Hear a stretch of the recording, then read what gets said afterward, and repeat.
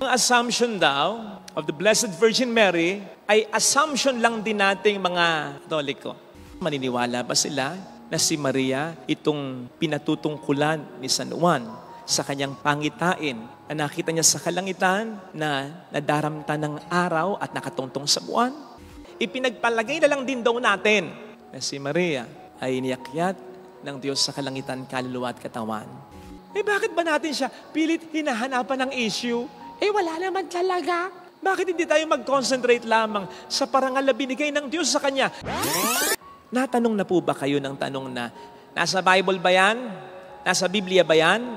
Yan madalas ang tanong ng mga kapatid natin na hindi Katoliko, na walang alam, kung meron man, ay walang pakialam sa ating pananampalataya o pinaniniwalaan. Halimbawa na lang, yung ating pagdiriwang ngayon, Solemnity of the Assumption, pag-akyat kay Maria sa kalangitan, kaluluwa at katawan. Maniniwala ba sila kung nasabihin natin ito'y nasa Biblia, katulad ng mga narinig natin sa pagbasa? Sa ating unang pagbasa, maniniwala ba sila na si Maria itong pinatutungkulan ni San Juan sa kanyang pangitain na nakita niya sa kalangitan na nadaramta ng araw at nakatungtong sa buwan? Maniniwala ba sila kung sasabihin natin si Maria ang sinasabi ngayon sa ating salmong tugunan na reynang nadadamitan o nagniningning sa ginto at kagandahan? Maniniwala ba sila sa sinasabi sa Ebanghelyo na si Maria ay dakila sa lahat ng salit-saling lahi? Maniniwala ba sila? Naalala ko tuloy yung isang, di ko malaman kung biro o pangutya, ng mga kapatid natin sa ibang relihiyon o pananampalataya. Ang assumption daw of the Blessed Virgin Mary ay assumption lang din nating mga Katoliko. Kumbaga, nag-assume lang din daw tayo. Ipinagpalagay na lang din daw natin na si Maria ay iniakyat ng Diyos sa kalangitan, kaluluwa at katawan. Ibig sabihin ng assumption, walang batayan sa katotohanan. Katulad ng pag-assume mo na kayo na, pero hindi naman pala. At tulad ng pag-assume mo na single siya, pero taken pala. At tulad ng pag-assume mo na hindi niya kaya ng wala ka, na hindi siya mabubuhay ng wala ka, kaya pala, hindi ka naman pagkain, di ba? Kaya doon sa pag-ibig, pwedeng kiligin, pero wag assuming. Kasi baka ma-false alarm din. Well, as regards the assumption of Mary into heaven, hindi ito pag-assume lang. Meron po itong batayan na katotohanan. Nasabi na natin ang ilan sa mga sipi sa Biblia na patungkol dyan. Pero, aside from that, tayong mga Katoliko, ay meron din tayong sacred tradition na tinatawag. Ito ang isa pa para sa atin na pinagmumulan ng katotohanan. Dito na sila mawiwindang. Kasi para sa iba, Biblia lang ang source ng katotohanan. Hindi natin kinokontra yan. Regalo ng Diyos sa atin ang banal na kasulatan. Tayo ang dapat na unang-unang maging mga people of the Holy Scriptures. Lovers of the Bible. So hindi natin kinokontra yan. Ang sa atin lang, at dito tayo nagkakaiba, meron pang isa, sacred tradition. Yung tradition ay capital T to distinguish this from human tradition na po pwedeng magkamali. Sapagkat ang sagradong tradisyon para sa ating simbahan is a capital T. Ay hindi po pwedeng magkamali. Because this refers to the teachings and practices that have been passed on through the years, through centuries, from the time of the apostles. Remember na tayo lamang ang simbahang makapag-claim na mayroong direct connection sa mga apostol, kay Kristo, at sa unang mga komunidad ng mga Kristiyano. Walang ibang relihiyong makapag-claim ng ganito. Kaya hindi nakapagtataka na meron tayong sagradong tradisyon. At dito rin papasok ang katotohanan ng assumption. Sapagkat noon pa man, nandun na ang pag-uusap tungkol sa katotohanan ng pag-akyat kay Maria sa kalangitan, kaluluwa at katawan. Laman na ito ng mga writings at sermon ng mga banal. Makikita na yan sa mga paintings, especially during the medieval ages. Makikita na rin ito sa liturhiya o sa kauna-unahan pang pagsamba ng ating simbahan. Noon pa man, dito na sa simbahan ang katotohanan yan. Pinag-uusapan na yan. Pinaniniwalaan na yan. Besides, ang mga unang Kristiyano ay sigurado kung saan namatay at inilibing ang ilan sa mga sikat na personalidad sa Biblia, katulad ni Pedro at Pablo.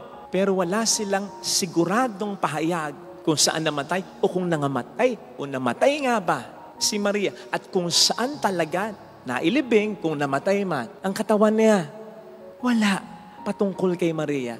Mas mahalaga pa ba para sa mga early Christian communities si Peter and Paul kaysa kay Maria? So kung na-pinpoint ng may kasiguraduhan na namatay si Pablo, si Pedro at dito nilibing, bakit walang ganyan para kay Maria? Sa totoo lang, bago ma-declare ang dogma ng Assumption noong November 1, 1950, ito ay matagal ng katotohanan na nasa buhay at kaluluwa ng ating simbahan. Besides, patungkol sa katwirang nasa Bible ba yan? O hindi ba? Si St. John mismo ang nagsabi sa John 21:25 na hindi lahat ay naisulat. Na kung naisulat nga daw lahat, kulang ang buong mundo sa lahat ng maisusulat tungkol sa mga ginawa at aral, mithiin at hikain ni Kristo. Isa pa, ang unang paraan ng proclamation of the gospel of Jesus ay hindi sa pamamagitan ng pagsulat. Ito'y sa pamamagitan ng salita. Nagsulat lang kasi nangangamatay na ang mga alagad. Baka makalimutan natin ha. Sulat na natin. At sinulat yun, matagal nang nakalilipas. Matapos mga matay ang mga alagad. So pwede talagang, bukod sa banal na kasulatan, ay mayroong sagradong tradisyon na very reliable sapagkat ito ay galing sa mga apostol, sa mga kilos, sa mga gawi, sa paniniwala ng mga apostol at ng mga early Christian communities na sumunod immediately sa mga apostol. O hindi ba't sa ating buhay din, kahit hindi nakasulat, alam kong yung lupa na yan, para talaga sa simbahan eh. Narinig kong sinabi na yan ay para sa simbahan. May ganun eh. May ganun tayo eh. At kung yan ay talagang totoo, magpapasalin-salin yan, hindi mapuputol yan. Ang sabi pa ni San Pablo sa 2 Thessalonians 2:15, inihimo ko kayo, sampalatayanan ninyo ang mga tinuro namin sa inyo, both sa sulat at sa salita. Nakita niyo yon? Sabi ni San Pablo yon. So yung pagtuturo na ginawa niya, hindi lang sa paraan ng pagsulat, kundi sa pagkasalita rin. Oral tradition na parte ng sacred tradition. Isa pa nga si San Pablo, usually ay sumulat lang sa mga lugar at tao na hindi niya kayang mapuntahan. Pero sa kaya niyang puntahan, wala siyang ginagawa kundi ang pangaralan sila sa pamamagitan ng salita.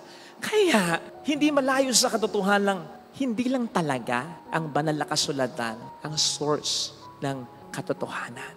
Pero hindi ito kung ano-ano lang. Again, ito ay sagradong tradisyon na hindi po pwedeng magkamali because this is guided by the Holy Spirit na nagpasalin-salin sa mga tao at hierarkiya sa patnubay din ng Espiritu Santo. So bakit ko sinasabi ito sa inyo? Para patunayan na ang pagdiriwang natin ngayon ay mayroong batayan sa katotohanan. Katotohanan hindi basta inimbento kailan lang o ng kung sino lang. Ito ay katotohanan mula pa noong unang mga panahon sa pagsisimula pa lang ng simbahan. At ito ay galing sa mga reliable na tao na diretsyong naranasan si Kristo. Ngayon, talagang kung hindi nila tatanggapin yan, anong sense para makipag-usap tayo sa kanila at anong sense para dinggin din natin yung paliwanag nila? Wala Sabi nga, magkakaiba ng paniwala, maggalangan na lang. Basta tayo, sigurado tayo sa katotohanan na ating pinananalikan. Besides, ano bang mawawala kung ito'y sa ating sampalatayanan? Wala. Pwedeng may mawala kung hindi natin ito sampalatayanan. Sapagkat sa ating pagsampalataya dito, may madadagdag pa sa atin. In as much as ang karangalang ibinigay ng Diyos, kusang ibinigay ng Diyos kay Maria, na hindi naman din niya inangkin, ay para din naman sa atin. Pag nagpaparangal tayo sa mahal na ina, ang unang-una nating pinararangalan ay ang Diyos. Pangalawa, pinararangalan din natin ang ating sarili sapagkat si Maria ay tulad din naman natin. Nakita nyo na yung naging reaksyon natin sa pagkapanalo ni Carlos Yulo, hindi lang ng isa kundi ng 2 pang ginto. Tumatayo talaga ang ating mga balahibo. Bakit? Pilipino Ni hindi Phil-Am, walang ibang lahi. Purong Pilipino. Kaya nakaka-relate tayo. Very proud tayo. Medyo na-dampen lang, medyo lumabnaw lang yung paghanga, pagpupuri dahil sa kanyang family issues. Hindi kaya mas dapat tayong matuwa para sa mahal na ina? Siya'y taong tulad mo rin, tulad ko. At wala siyang issue. Wala siyang kasalanan. Hindi niya kasalanang parangalan siya ng Diyos. At hindi rin niya kasalanang parangalan natin siya sapagkat kinagaya lang natin sa ating munting makakayanan ang Diyos. Isa pa, as regards Carlos Yulo, bakit ba natin, totoo man o hindi, pinagpepiestahan yung kanyang family issues? Bakit hindi natin i-concentrate lang ang focus natin sa tagumpay na kanyang nakamit? Lalo ba't minsan na lang mangyayari yan eh? Now, as regards Mama Mary, bakit ba natin siya pilit hinahanapan ng issue? Wala naman talaga. Bakit hindi tayo mag-concentrate lamang sa parangal na binigay ng Diyos sa kanya? Lalo pat kung ikukumpara sa tagumpay ni Carlos Yulo na pwede pang maulit kahit minsan lang mangyari. Pwede pang maulit yon. Ang dami ng Pilipinong nag-gymnastic ngayon eh. Matawid lang sa daan, may barrier, tumatalon eh. Masakay lang sa jeep, nagbibitin eh. Bata pa lang eh. Ini-stretch na yung muscle eh. So kahit minsan lang mangyari yon, pwede uling maulit yon. Pero yung nangyari sa mahal na ina, minsan lang mangyari at hindi na mangyayari sapagkat nag-iisa. Hindi ba tayo mas dapat matuwa, magparangal sa Kanya? Gayong, again, ulit-ulitin, hindi lang ito para sa Kanya, kundi totoong para sa atin din. Hindi ko naman siyempre dinidiscard anong mapapala natin sa mga cash na binigay kay Carlos Yulo, sa mga incentives na binigay sa Kanya. Pero sa grasyang ibinigay sa mahal na ina, napakarami nating mapapala. Masama ba na ipagdasal tayo ng mahal na ina? Masama ba na bukod kay Kristo, gawin nating modelo ang mahal na ina? Total naman siya yung sinabi ni Kristo na pinakaunang nakikinig at sumunod sa salita ng Diyos. Sa kadakilang ibinigay ng Diyos kay Maria, marami ang ating pakikinabangan. Tayo talaga ang nakikinabang. Sana ito yung makita natin sa ating banal na pagdiriwang na may batayan ng ating ginagawa ngayon at ang ating iba pang pagpaparangal sa mahal na ina. Huwag lang masyadong sobra. Huwag na lang yung tradisyon kung minsan na sobra na yung bihis na binibigay sa Kanya. Minsan may mga alahas pa. Sobra na yung sa Kanya lang tayo lumalapit at hindi kay Kristo na yun ang sobra. Yun ang hindi dapat. Hindi yun parte ng sacred tradition. Human tradition lang yun. Huwag ganon. Ang pairalin natin, yung sagradong tradisyon na si Maria ay ating pinarangalan, hindi dahil sa Kanyang sariling kakayanan o katangian, kundi dahil minahal talaga siya ng Diyos magpakailanman. At yun ay karangalan din natin naman. Amen.